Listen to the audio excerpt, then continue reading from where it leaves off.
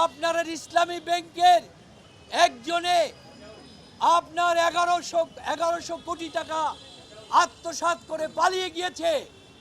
অনেকে বলে হাজার হাজার কোটি টাকা। সুপ্রিম কোর্ট বলেছে দুদক তার বিরুদ্ধে ব্যবস্থা নিতে পারবে। আজকে 4 মাস হয়ে গেল তার বিরুদ্ধে কোনো ব্যবস্থা হচ্ছে না।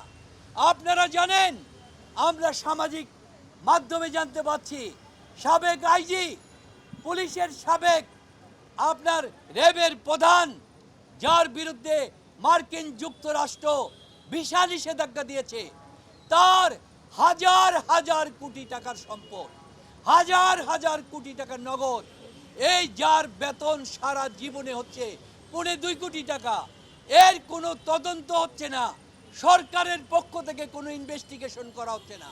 সরকারের কতগুলি মিডিয়া যারা সবসময় ডক্টর ইউনূসকে নিয়ে রিসার্চ করেন, আমাদের 71 এবং আমাদের ডিবিসি এবং হচ্ছে আপনার সময়, তারা পর্যন্ত কোনো তদন্ত করছে না। এই যে অবস্থা হচ্ছে, এই অবস্থার মধ্যে দেখা যাচ্ছে ডক্টর ইউনূসের সামাজিক ব্যবসাকে, সারা বিশ্বে তার গ্রহণযোগ্যতাকে ম্লান করে দেওয়ার জন্য একটি চক্রান্ত।